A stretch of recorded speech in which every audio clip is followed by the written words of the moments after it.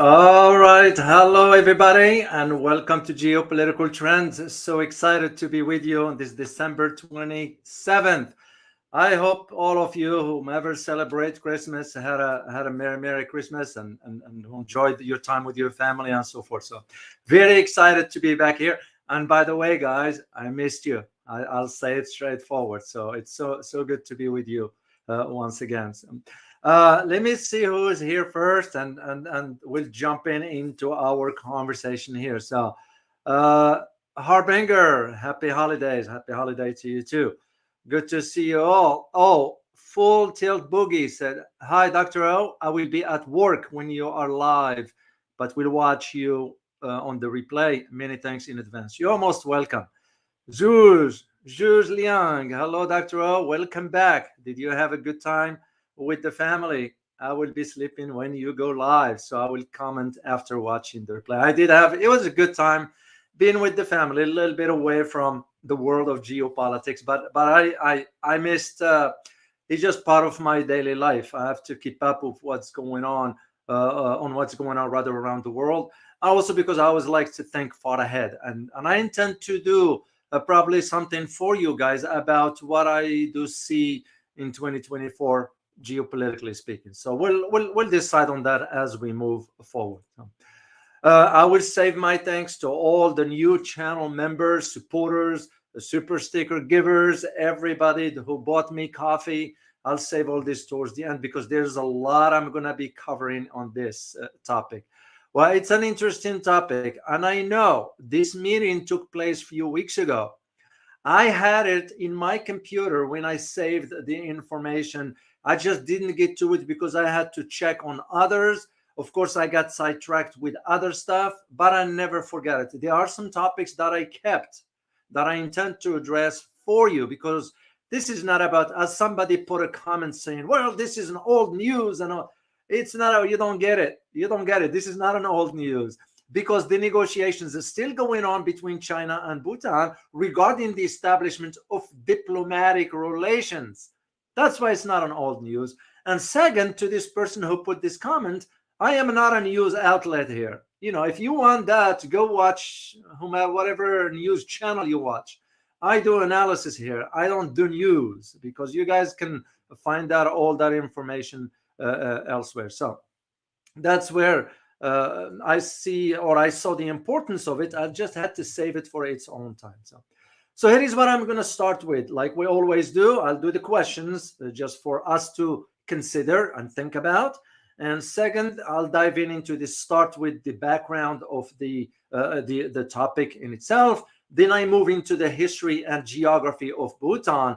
I'm not going to do the one about China this time around because you can't cover China in 5 minutes. You all know this. But I'm going to do about Bhutan. Majority of the people, especially here in the West, they don't even know where Bhutan is and what it is. So then I'll dive into the analysis about, why India all of a sudden is concerned and what does India have to deal with Bhutan and China working together. So I'm going to break down all this for you in an analysis format, and we'll just have a conversation and I'll answer some of your questions at the end. So let's start with the key question, guys, here. And by the way, please type in where you are joining me from. I will greatly appreciate it.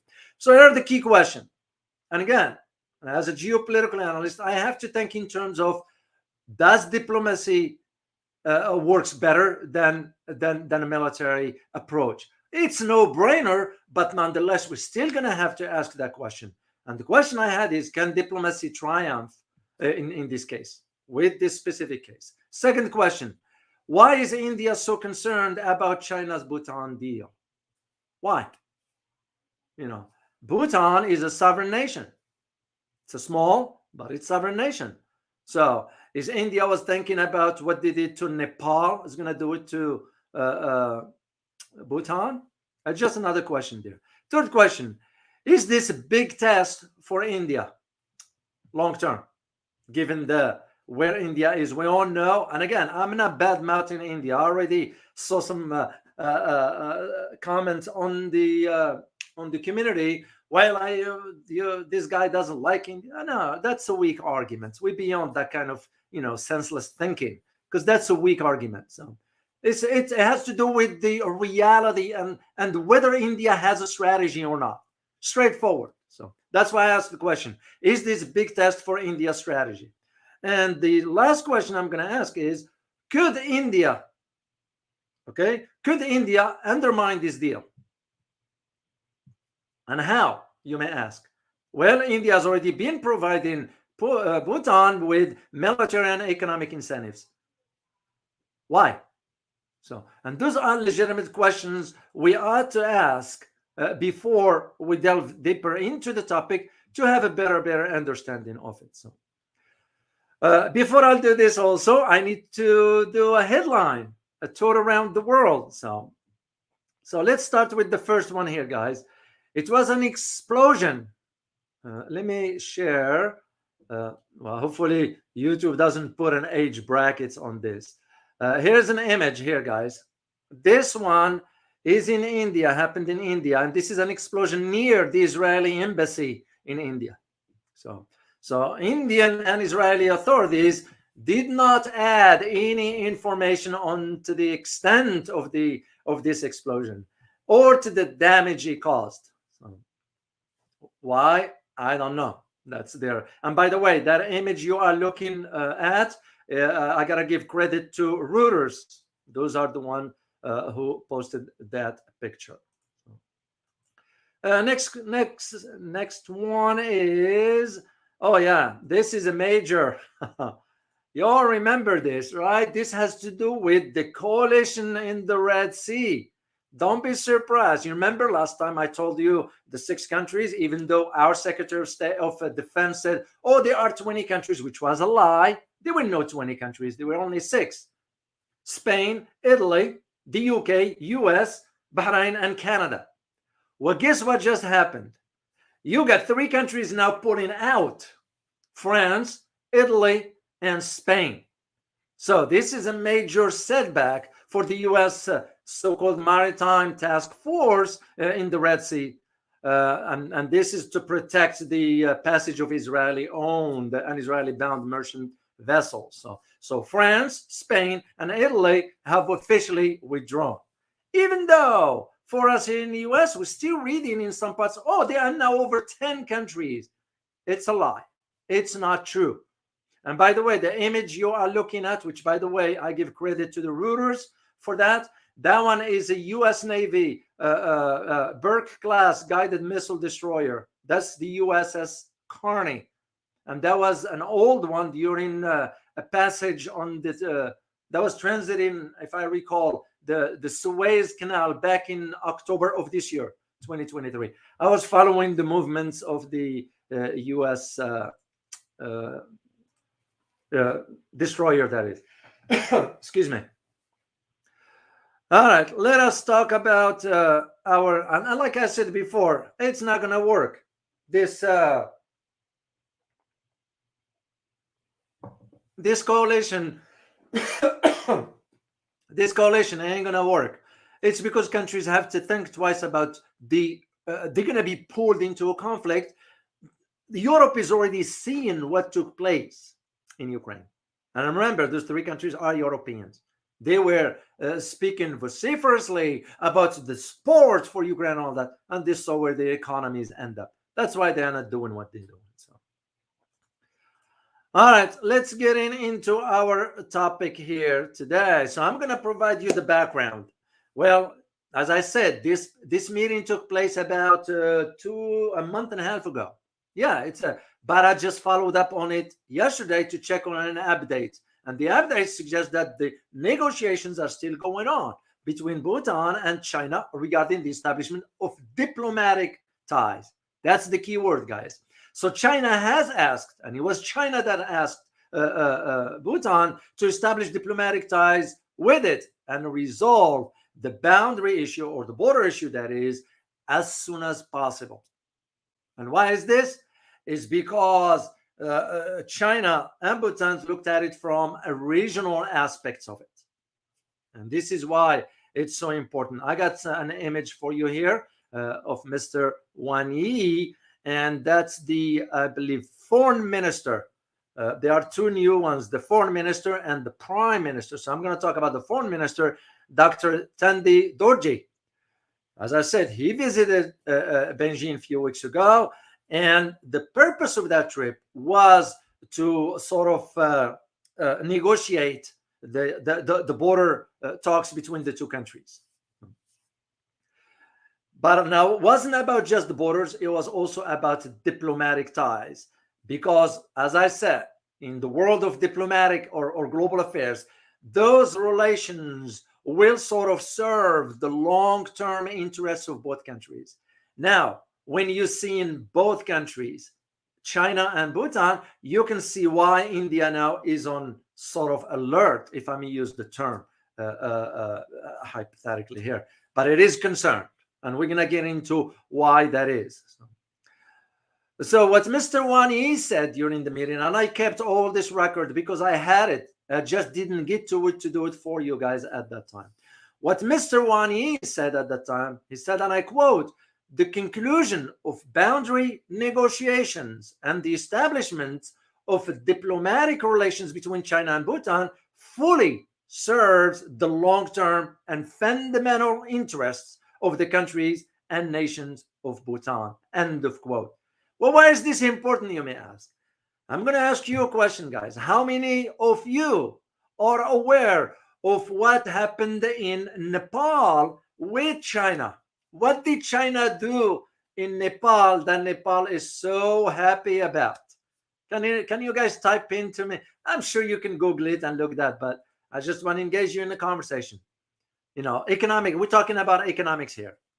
So what did China do for Nepal, with Nepal, that now raised concern in India, because India is seeing the rapprochement between Bhutan and China? Remember, in both countries, and I used to know someone from Kathmandu. I've been in Kathmandu myself.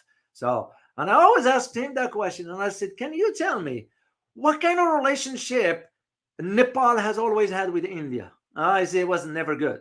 I said, why is that? He said, because India was exerting some sort of influence on the... Nepal is not a big country. You all know we're near the Himalayan stuff. Well, Bhutan now, India rather, is seeing if Bhutan moved forward with the establishment of ties with China, diplomatic ties with China, it's not going to bode well for India. So let me see what you guys typed in oh, you're absolutely correct. Hamad Sidi, you're absolutely correct. They built a tunnel in Nepal. And this, why am I saying this, guys? I'm saying this one to highlight to you where the concern of India vis-a-vis the developments that will happen in Bhutan should this relationship moves forward between Bhutan and China. So in response to Mr. Wang Yi's statement, the prime minister, or the foreign minister, I'm sorry, not the prime minister, foreign minister Dorji said, and I quote, "China is ready to work with Bhutan in the same direction, seize the historic opportunity, complete this important process as soon as possible, and fix and develop China-Bhutan friendly relationship in a legal form." End of quote. Very, very measured. I mean, the words of the foreign ministers are very, very measured. And this is very, very important to understand. Well, at least the background here. By the time I'll get into the analysis, you'll understand what it is. So let me move into talking about geography, because you need to understand this one and see where Bhutan is for those who might not know, and the history of it briefly to put this into the context. So I'm going to share the screen with you regarding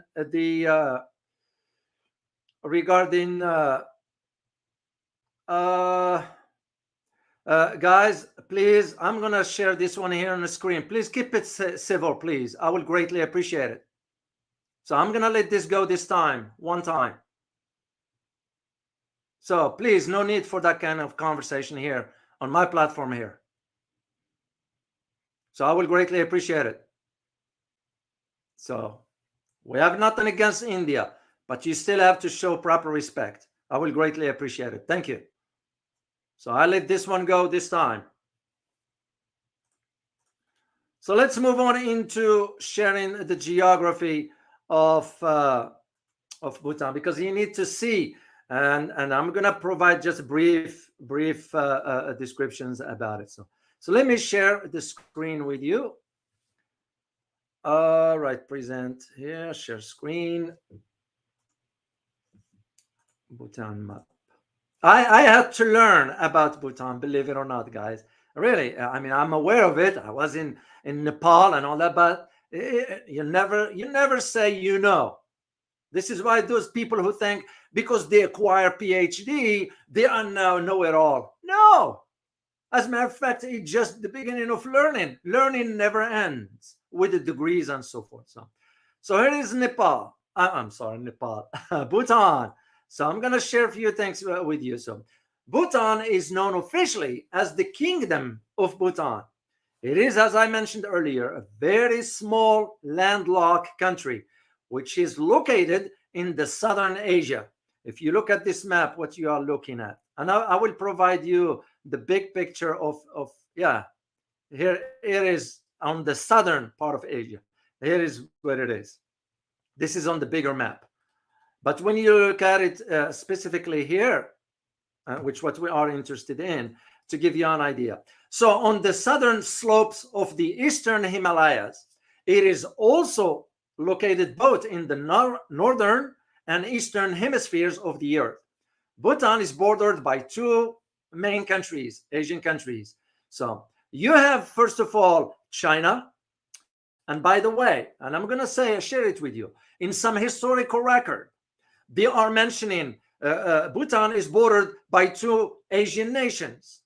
This is how they put it, and I'm going to provide both because we can't cherry pick here. It says the Tibet Autonomous Region, China to the north. Some others, it says China. So I just want to provide both of them so you know. Then you have the Chambay Valley of Tibet and the Indian states of Sikkim and West Bengal in the west, along with the Indian state of West Bengal and Assam in the south, and Arunachal Pradesh in the east. So to me, I could have just told you guys, yeah, it borders two countries, India and China, but you need to understand this part of it. So I am not going to talk about, there is another one, as you see, there is the India here, and there's the China in the top.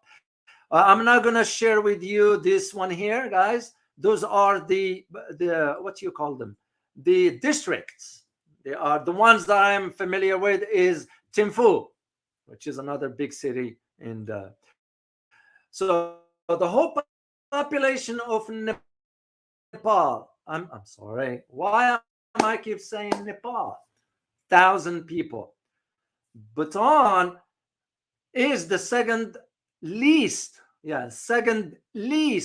populated nation in South Asia.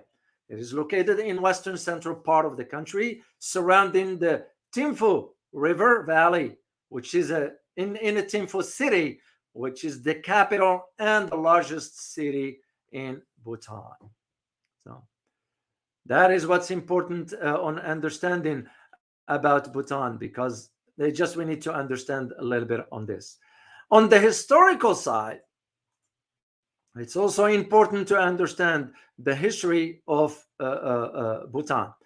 Bhutan early history, it's known.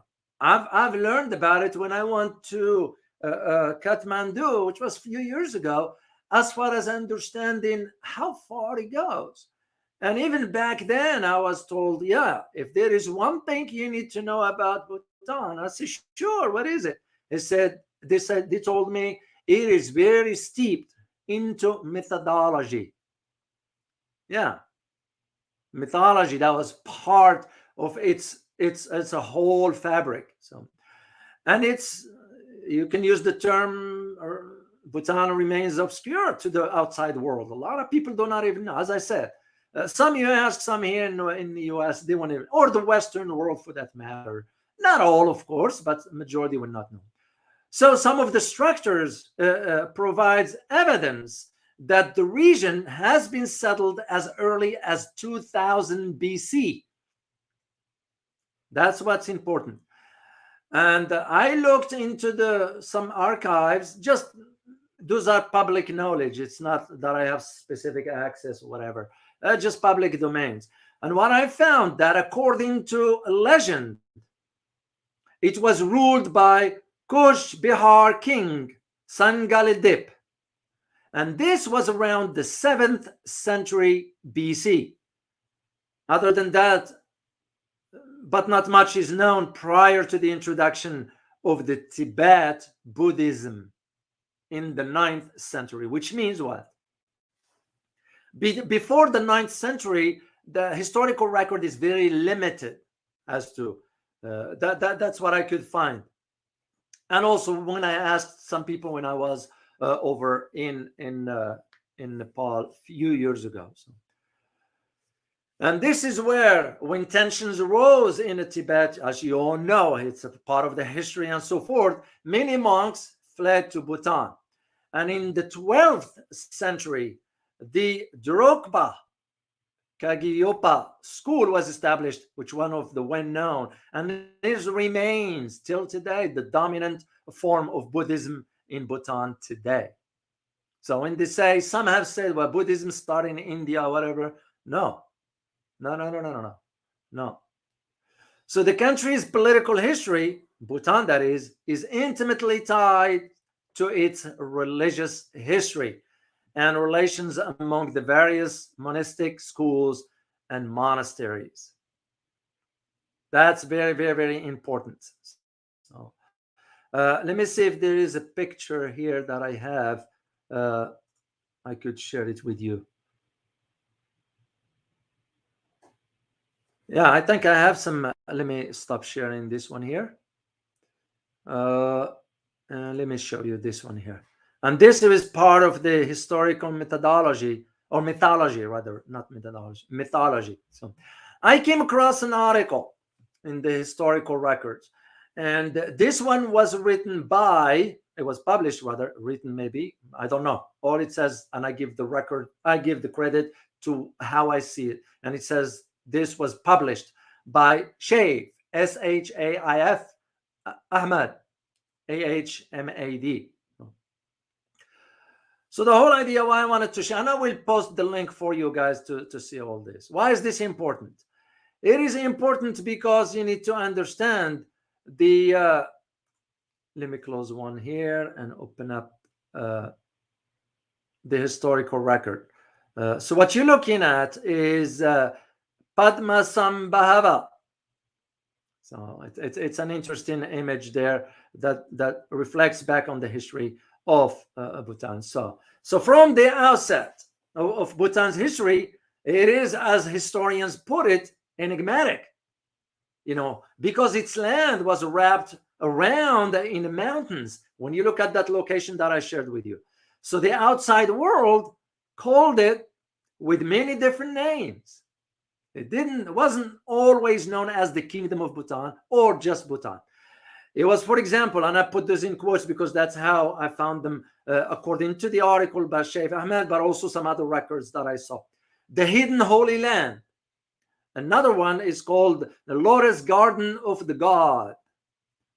So, and those are the two terms I came across. Another one, it says Bhutanese people have their own choice for their country's name. They call it Drukgyal, Drukgyul, which translates basically to the land of thunder dragon. This is why they have that image. So, and the word Bhutan itself has its roots from the Sanskrit word Bhutant, which means end of Tibet. That's what it means there. Due to the Bhutan's obscurity, it was never ruled or conquered by any foreign forces, and it still maintains its cultural integrity. That is what's important for all that. So let me share another picture with you guys that I need you to see here. This image here is Zabdrung Rinpoche. Zabdrung Rinpoche was a monk and is considered to be the most eminent personality in the history of Bhutan. So, and again, I am not going to go too much into the old history because it'll take us forever, because I need to get into the analysis part of all this. What you're looking at here is a picture of Punaka Dzong. This one here is where sort of the governance model, where it was settled, and it was in the Tibetan style, per se. That's how, and by the way, it was in this area where they introduced the system of Chosi. To those who are from the region, you will know what I'm talking about, which basically segmented the central Bhutanese administration into two different factions. The one that was handled by Zabdrung, what I mentioned for you earlier, and the second one will be under the elected leader called Desai. That's the one. Next picture I want to share with you is this one here. Of course, who are those here guys in this red dress? What are they coming to do some good? I don't think so. We all know what it is, right? Now, this one is, of course, and we're going to use it as is, British invasion. So the British involvement in Bhutan started when the ruler of the Kush, Bihar, approached to the East India Company to wipe out the Bhutanese rule from their state. And by the way, this one was an East India Company, hesitated at first, but later agreed to the offer, since the Kush Bihar king offered an alluring deal to them. So in other words, the East India Company got a better deal for them to move forward with this in support of the British invasion. Because why is that? Why do you think that was the case, guys? Why did India support the British invasion? If you can type in your answer, let me see what you guys wrote here.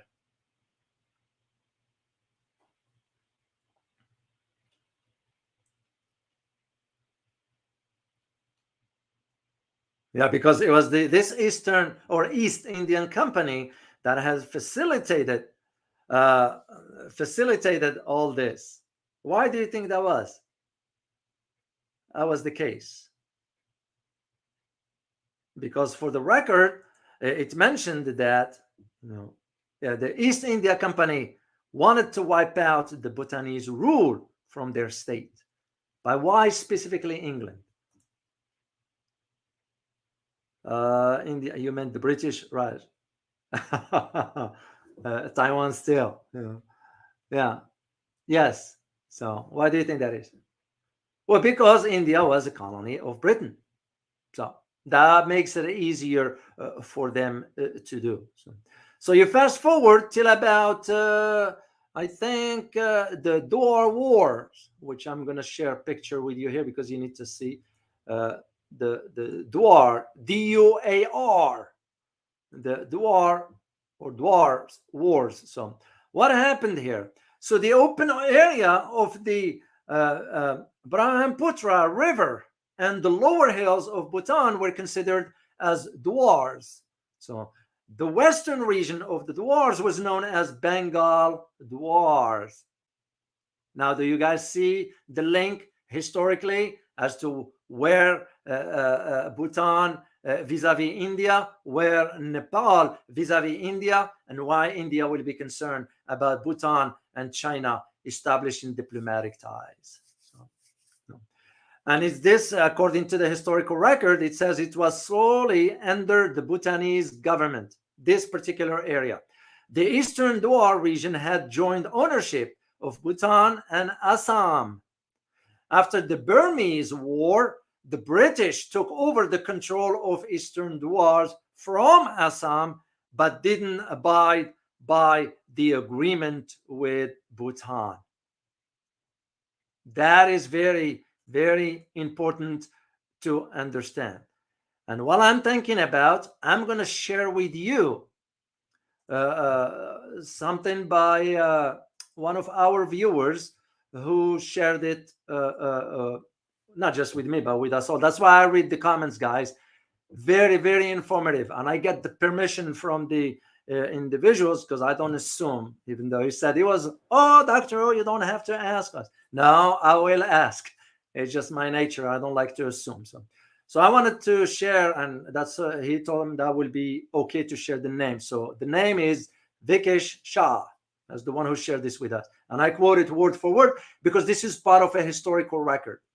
What it says, and I quote, under the 1949 bilateral treaty, Bhutan was bound by India's guidance in regard to its external relations, although that provision was removed in a revised 2017 treaty.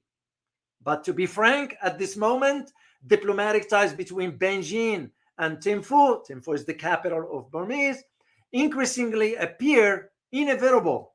This is in quote.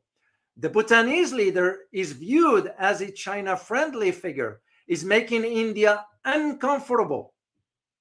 Bhutan, known for its special ties with New Delhi, is the only country in Asia that does not have a formal relations with Beijing. Settling the border issue, Bhutan's tilt towards Beijing and China inroads into South Asia could have implications for regional geopolitics for sure. This is not a matter of if, but when it is going to happen. India, for the last decade or more, has given less importance to their neighbors, and China has now basically encircled India. Let it be Sri Lanka or Bangladesh, Nepal, Maldives, and I did a video for you guys about the Maldives when they kicked India out, or others. India has to go on a charm offensive and make long-term commitments to its neighbors rather than have false pretense of being a superpower. India will get there sometime in the future. And until it happens, it has to be realistic how far or how much power it has. Because if the Doklam Plateau issue is diplomatic sort out between Bhutan and China, it will have major implications for India due to its proximity to the Siliguri corridor, or as known, the chicken's neck. And I'm very familiar with this term here. That connects to India's northeastern states, and it can change the status quo in the tri-junctions area of India, Bhutan, and China, particularly in the Doklam Valley, where it could be an advantageous for the Chinese military. India has to get realistic and work with its neighbors, not from a position of power, but as a peer whose decision can have major implications for India and to support northeastern state in case of any conflict. End of quote. Very, very interesting, and thank you, Vivek, for sharing. Vikesh Shah for sharing this with us. So that's why it's very important for you guys to understand where this is all coming. And I forgot, by the way, there is one other picture I need to share with you. This is very important to understand, this one here.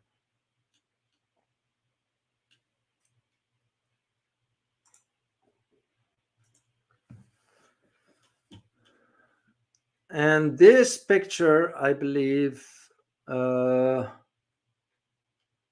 if it is that one, but no, that's not the one. Let me see where. History of Bhutan. That was the last picture I took. This is Sir Ugyen, Wang Chuk and his family. So this is after the death of the Jim Namigal in 1907. Eugene, the one in the picture here, guys, was crowned as the king of Bhutan, which marked the beginning of hereditary monarchy in Bhutan. So that's I just wanted to share this with you for the record, and I'll post the link for you for all this. So for now, let us go back to really we can analyze what this stuff is all about and why especially when it comes down to India, is very, very, very concerned about all this. So here's the thing. As I mentioned earlier, China and Bhutan have no diplomatic relations, but they maintain contact through periodic visits by officials, like what we witnessed. So, of course, the boundary or the borders, that is, this is one of the reasons why China initiated this call for the establishment of diplomatic ties to resolve that issue, because this is why I said in my original question, does diplomacy can diplomacy triumph over any other approach? The answer is obvious. Yeah. But here is what's interesting about all this. When you look at the map, let me show you, because we need to understand this one within the context of the big picture here. Let me stop this one and share the screen with you. Bhutan's map right there. And this is just very, very on a smaller scale level. But what's important about this? What's important is that China has worked. Yeah, listen to this carefully, guys. China has worked and resolved the borders disputes with there were about 12 countries. I don't have the list here, but I've read this one. 12 countries. Well, guess what China ended up doing? They figure out bilaterally with each country to resolve those issues of the border disputes. There were only two left. One is India, and the second one is Bhutan. So this is one of the reasons China reached out to Bhutan for the establishment of diplomatic ties, and Bhutan responded positively. This is why that foreign minister ended up doing that. So, and this is, of course, there are, when you read some articles, especially from the West, and I am going to share with you. By the way, I do read up from some stuff from even foreign affairs magazines. That's part. I have to read both sides of the arguments, because I usually subscribe to all this stuff to read up and try to compare the analysis from the West versus other ones. And that's where I draw my own conclusion. It's because the wording of certain, and I'm going to share with you as I move forward.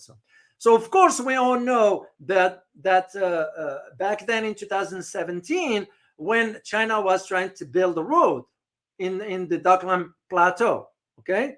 And that's where India came in. You all remember this picture. Let me see if I can stop sharing here. Yeah, this picture here. Yeah, we all remember this one. I followed it closely because I was concerned that this stuff could escalate. You looking at it won't get to that point. But on the other hand, what concerns me the most, that if India ends up being used by the West to push for this is exactly what I found in the analysis provided in the West, how much things are worded in a way that suggests that China is illegally taking the land from those countries. And this is why India is standing up for the right of those. No, India is not standing up for the right of those countries, because India wants to maintain its dominance of those countries. That's the reason why. So this is why, at that time, 2017, India strongly opposed the construction of the road by the Chinese military at that time. So, and because, again, that junction, the tri-junction, remember the tri-junction I mentioned earlier, Bhutan, China, and India, because on the north eastern part. So, because this one will have, according to India, will have a major security impact on its interest. Well, it's because this one runs, meaning this construction will run closer to the narrow Siliguri corridor, known as the chicken's neck, which connects India to its northeast. This is one of the whole reason why the West was pushing. And as you know, the standoff, of course, ended when Beijing decided, okay, it's not worth the hassle here to go ahead and build the road. And that's when it stopped. China stopped. So now, when you look at the foreign policy analysis regarding these issues, what do you find? Well, what you find is that the wording of all this, and I'm going to share it with you as is. This was an article in foreign affairs that I read. Usually I do those reading when I fly out somewhere, whatever. I'll take all the stuff with me and read. On like last trip, it was like 7-8 hours. So I had to take all this and read, and I keep everything. So that's why I wanted to do this topic today. So there was an article written by a senior research fellow of the Asia Pacific Foundation here. It was written in Foreign Affairs magazine. So his name is Marcos Andropoulos. He wrote, and I quote, "As tensions between China and India have grown in the last few years, the countries wedged between them are becoming more strategically significant. The two competing powers," which powers? First of all, let's define that one. I don't know what he's referring to here. "The two competing powers have sought a buffer between them ever since their founding in 1949. In the case of this is how they refer to it in some analysis, but another one they will change the word. One of them, they mentioned the word CCP, the Chinese Communist Party. That's how they refer to it. In other ones, when it doesn't suit the agenda, they will refer to it as the People's Republic of China, which what it ought to be. So as I said, I'm sharing with you how the article was written. So in this case, they're saying in 1949, in the case of the People's Republic of China, and 1947 for India. Many scholars argue that it is this desire for a safety caution that led to China's 1950 invasion of Tibet. Today, it is Chinese Communist Party. So instead of using the same term they used previously, People's Republic of China, when you do this in writing, just FYI, guys, this is when you want to really highlight the negative aspect about what you're talking about to draw in the attention of the readers, which basically what it is a manipulation. That's what it is. Instead of using the same terminology, the People's Republic of China, now they end up choosing the CCP. So in this case here, today Chinese Communist Party efforts to manipulate, listen to this, to manipulate democracy in Nepal have succeeded in shaping a government in Kathmandu that is more receptive to Beijing than New Delhi. The CCP has also extended its reach to monitor and suppress the Tibet community there. End of quote. Excuse me. Once again, I had to read this to you, how it is articulated, because somebody who might not have a better or a deep understanding of geopolitics, they're going to read this and say, oh, China's doing bad things and so forth. When in reality, China never manipulated any democracy in Nepal. It was because of the economic ventures. I was in Nepal, I was in Kathmandu, and I asked. I didn't see much at that time. We got to be realistic here. But I did ask. And most of the conversation that I got was leaning towards China. It's because they're seeing where the economy was headed. So there's and the article goes on and on and on, because to me, I just wanted to highlight to you, because there is an important quote here from the same article, and I will post it for you guys to read if you like. So it says, and I quote, Chinese control. There's the key word. Chinese control of the disputed Darkland Plateau would allow Beijing unhindered mobilization and more access routes in the event of military conflict with New Delhi. Well, first of all, What makes you think that will be a military conflict to begin with? But see, the idea is to plant the seeds in your thinking that, oh, there's a conflict already exists and it could lead to this and that. As a result, any China-Bhutan talks are not just a bilateral issue, but rather part of a Chinese strategy to gain crucial advantage over India. Why? Why will China care to take over advantage over India? For what? Because let's ask the real question. What does India have to offer? I mean, and again, I am not bad-mouthing India. I am stating the facts as they are.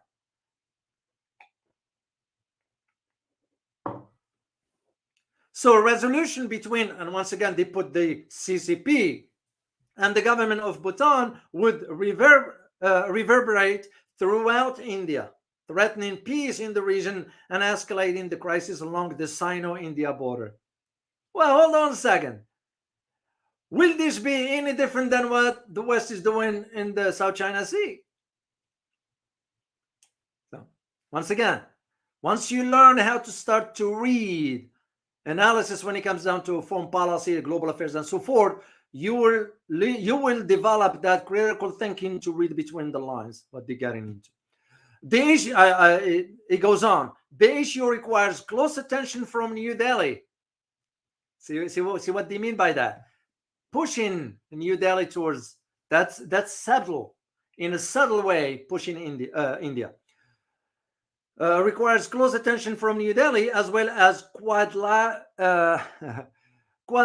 quadrilateral security dialogue. That's the Quad.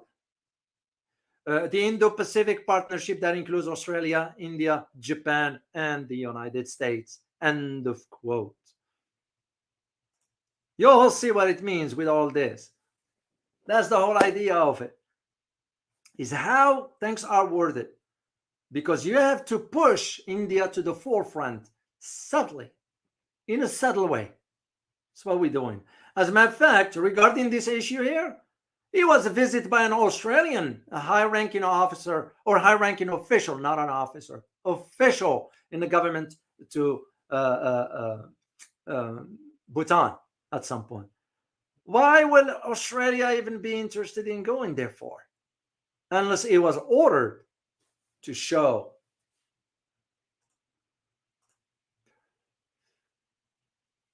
So here is another aspect of it about why Bhutan is interested in really moving forward with establishing diplomatic ties with China and resolving the border issue.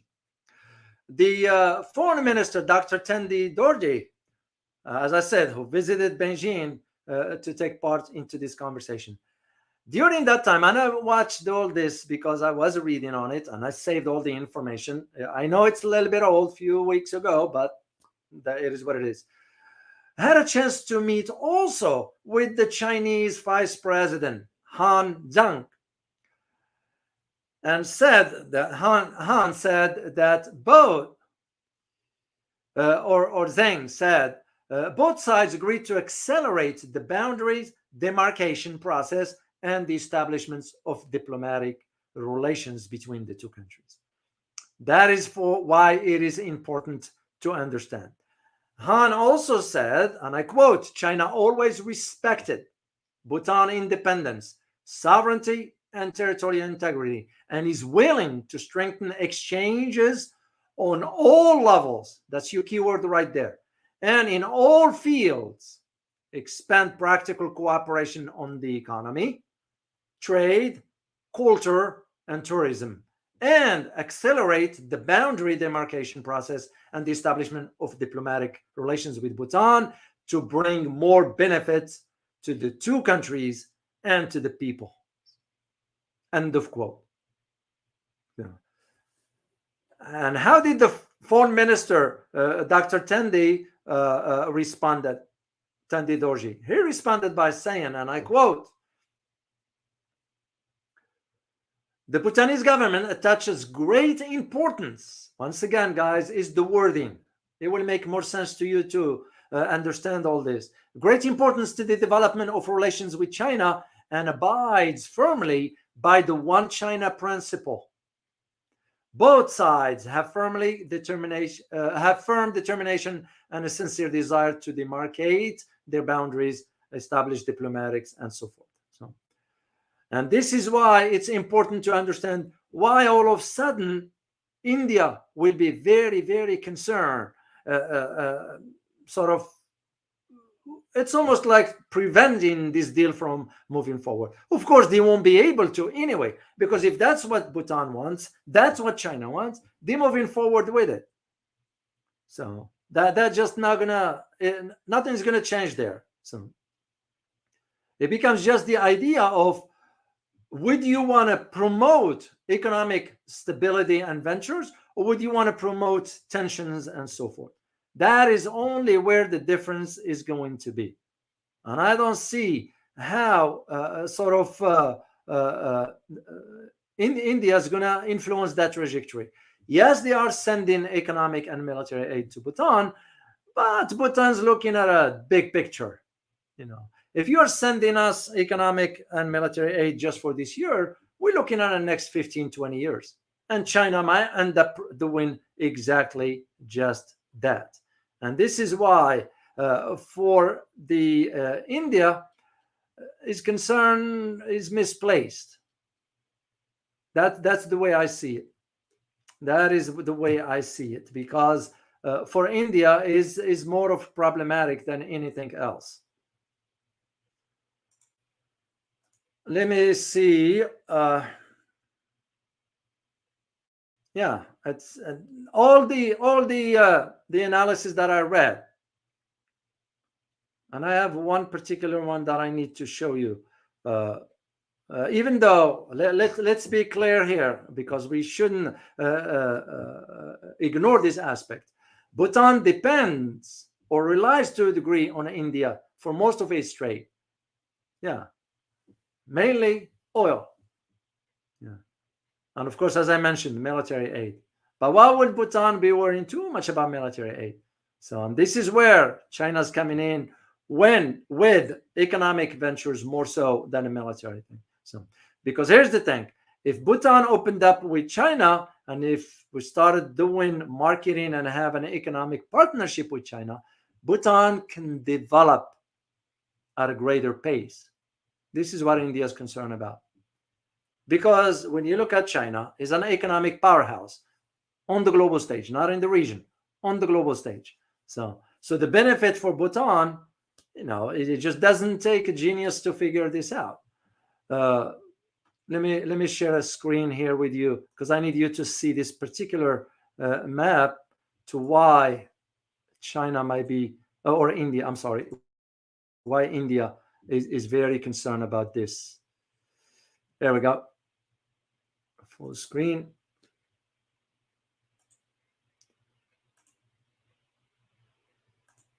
Yeah, right here, guys. Can you see this?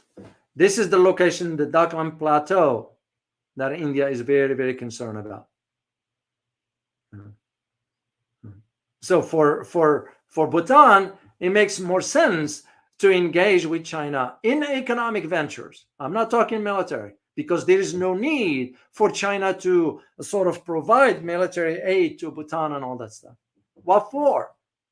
What for? What you can do is the same thing they did in Nepal to a degree. Because remember, all this will be part, or it is already in certain parts, part of the BRI, the Belt and Road Initiative, which is something in India made its own decision, doesn't want to be part of that. And they are free to choose whatever they want.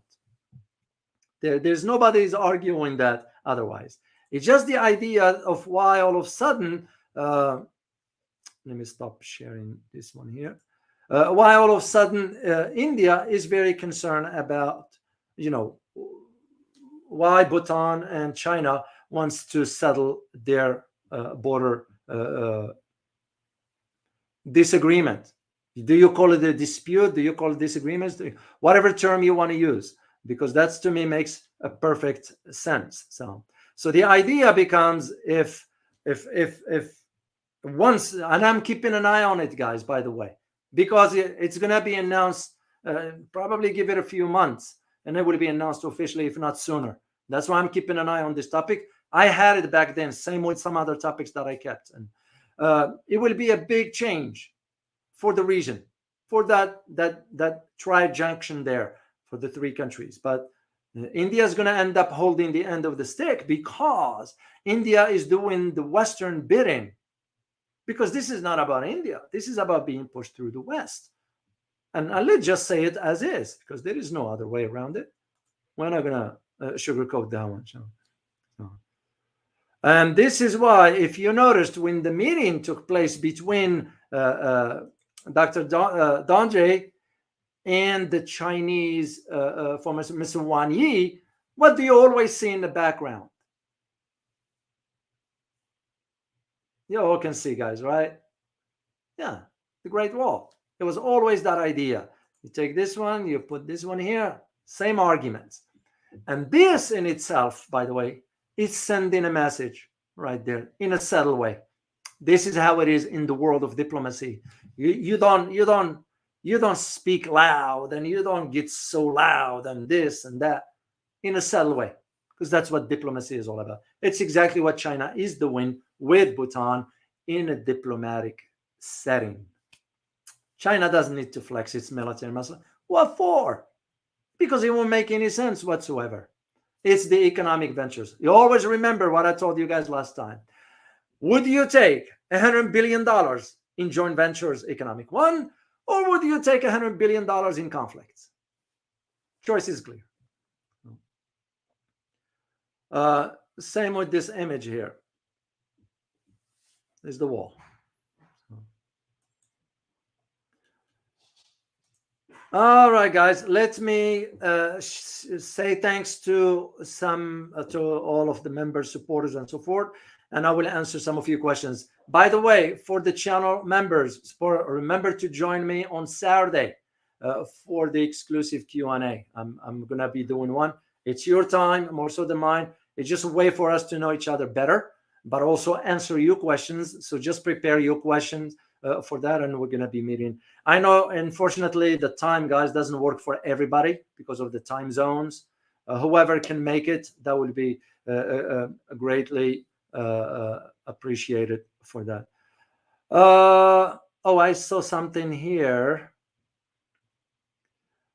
Where is the picture? I do have it somewhere.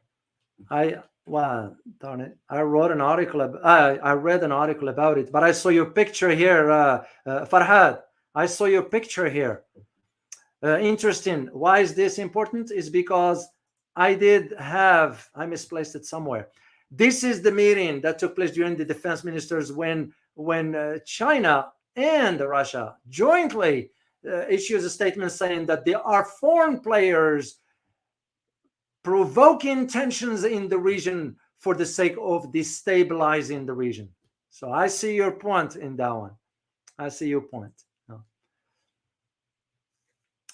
All right, let me say thank you to the channel members, and please, if this is your first time here, please make sure to subscribe, and I would greatly appreciate it, guys, if you hit the like button.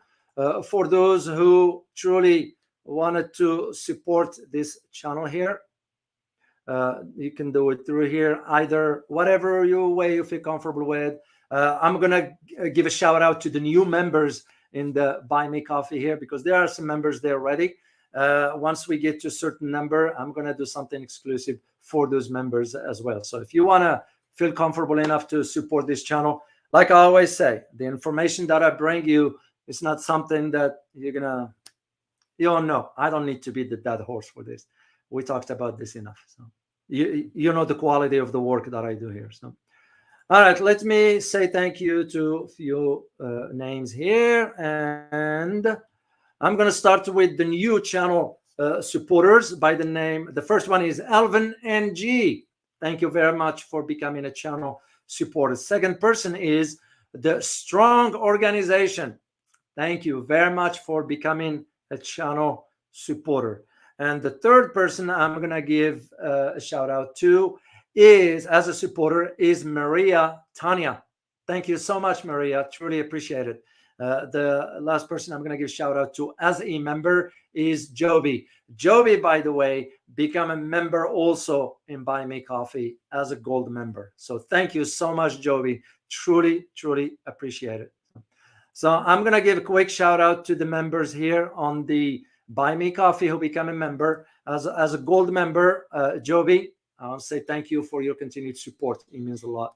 Then I have Fofana family as a basic member.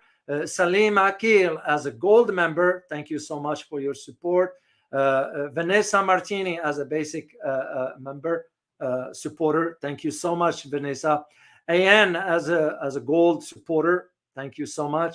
Ken Schaefer as a member also, and Dimodos Cutter as Dimodos Cutter was the first member of the Buy Me Coffee membership. So I want to thank you all, guys, and to all of you. Of course, it goes without you.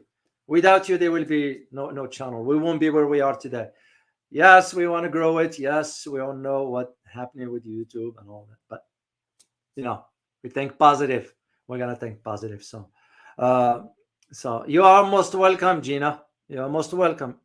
I'm sorry, that's not you there. Where is Gina here? There we go. Gina, thank you very much. As always, very good analysis. Thanks from Scotland. Good to have you. Thank you so much for being here. All right, let me take a question for you guys. Or from you rather, and then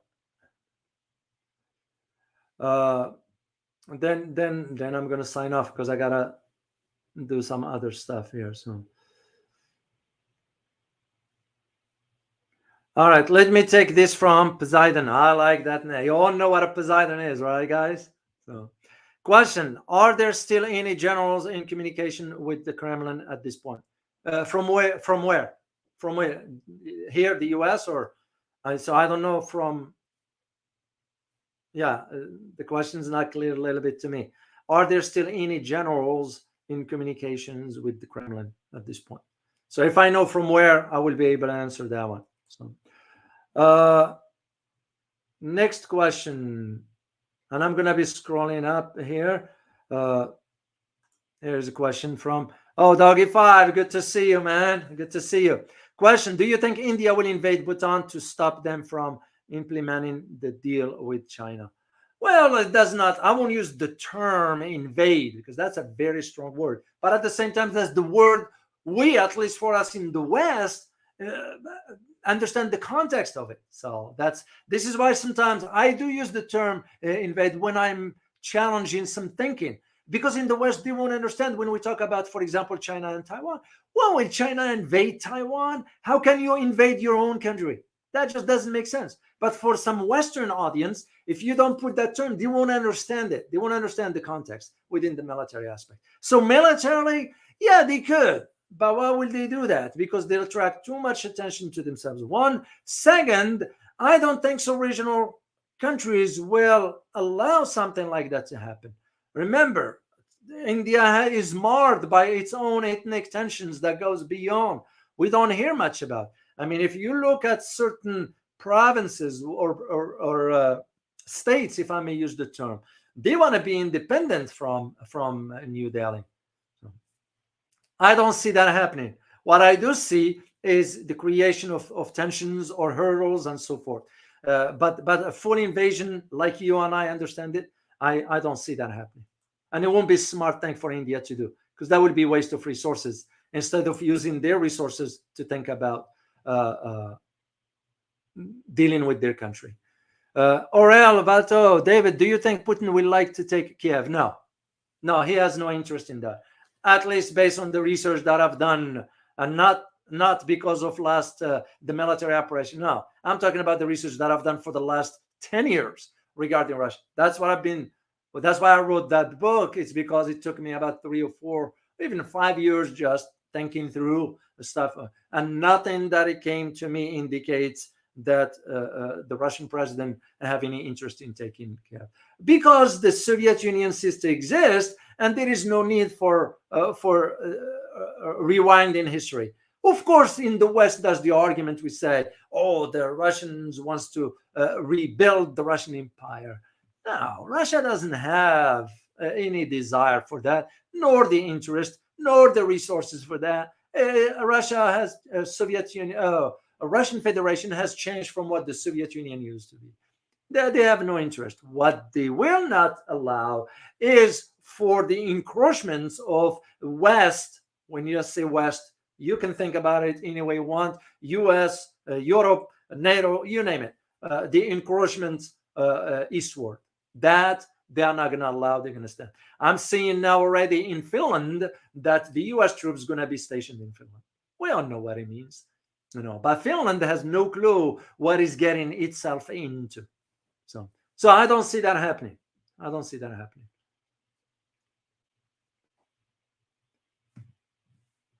Oh, TNT, good to see you, TNT. You wrote India wants to be a player, but they have serious internal issues. Couldn't agree more. And usually, I know when we say something like this, we end up being the bad guys.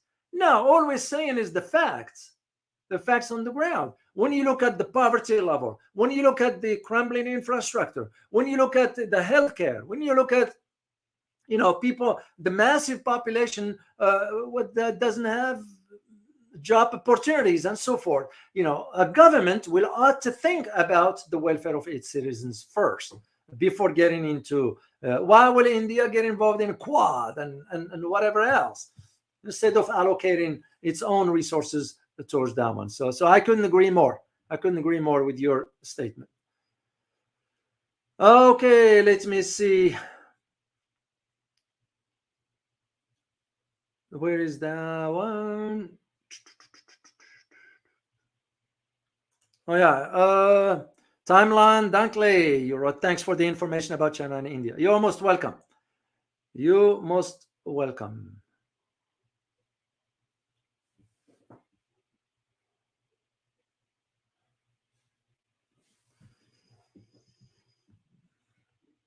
Okay, I'm just scrolling up to see, guys, if there's any question at the top here. And thank you all for being here. Hong Wan, good to see you. Athin Wu, good to see you. Army with Harmony, good to see you. FLU, good to see you. Muslim Revert, good to see you. Doggy 5, those are the. Thank you, guys. Farhad Razavi, good to see you also.